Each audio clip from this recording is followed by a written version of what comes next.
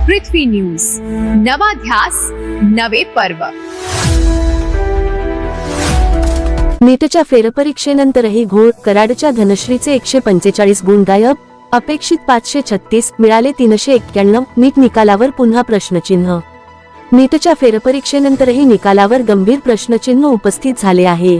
बीडनंतर आता कराडमधील एका विद्यार्थिनीचे तब्बल 145 गुण गायब झाल्याचा धक्कादायक दावा समोर आला आहे।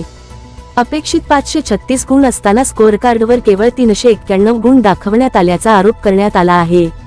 राष्ट्रीय पातळीवरील वैद्यकीय प्रवेश परीक्षा नीटची फेरपरीक्षा पार पडली, मात्र निकाल जाहीर झाल्यानंतर पुन्हा एकदा गुणांबाबत गंभीर तफावत समोर आली आहे।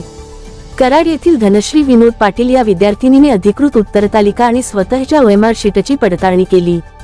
त्यानुसार तिला 536 गुण मिळणे अपेक्षित होते, मात्र जाहीर झालेल्या अधिकृत निकालात तिला केवळ 391 गुण देण्यात आले, म्हणजेच तब्बल 145 गुणांचा फरक असल्याचा दावा करण्यात आला आहे। निकाल पाहिल्यानंतर धनश्री आणि तिच्या कुटुंबियांना मोठा धक्का बसला। दिवसरात्र अभ्यास करूनही निकालात अशी तफावत का झाली, असा सवाल त्यांनी उपस्थित केला आहे। आपल्या मेहनतीला न्याय मिळावा अशी मागणीही त्यांनी केली आहे। याआधी बीड जिल्ह्यातील सोहम गवते आणि ज्ञानेश्वरी पवार यांच्या गुणांबाबतही अशाच प्रकारच्या तक्रारी समोर आल्या होत्या। त्यामुळे नीटच्या फेरपरीक्षेच्या निकालाच्या पारदर्शकतेवर पुन्हा एकदा प्रश्नचिन्ह निर्माण झाले आहे। दरम्यान विद्यार्थी आणि पालकांनी या संपूर्ण प्रकरणाची तातडीने चौकशी करून उत्तरपत्रिकांचे पुनर्मूल्यांकन करण्याची मागणी केली आहे।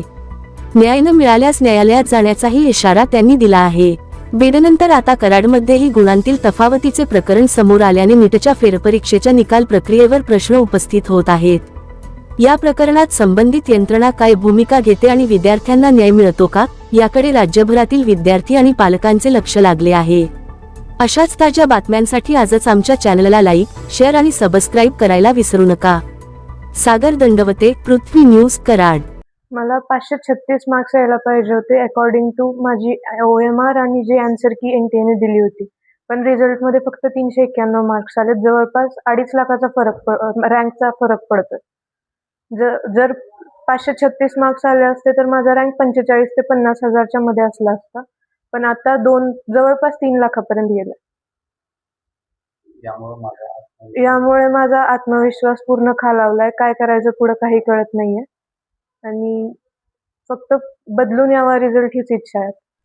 पालक म्हणून तर प्रत्येक पाल्याला आता 2 दिवस झाला आपण बघतोय की बऱ्याच मुलांच्या मार्क मध्ये आणि आन्सर शीट मध्ये तफावत आहे। परंतु हे जर आलं नसतं तर काय झालं असतं।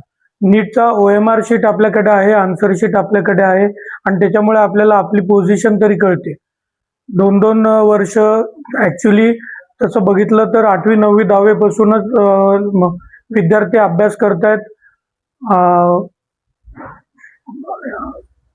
फाउंडेशन कोर्स करतात ते 2-3 वर्ष, काही विद्यार्थी तर 2 वर्ष रिपीट करून 3 वर्ष रिपीट करून भविष्यासाठी प्रयत्न करतात आणि त्यांच्यासोबत जर असं घडत असेल तर विचार करण्यासारखी गोष्ट आहे। पुढे भविष्यामध्ये हे होऊ नये म्हणून काहीतरी उपाययोजना करणे आवश्यक आहे।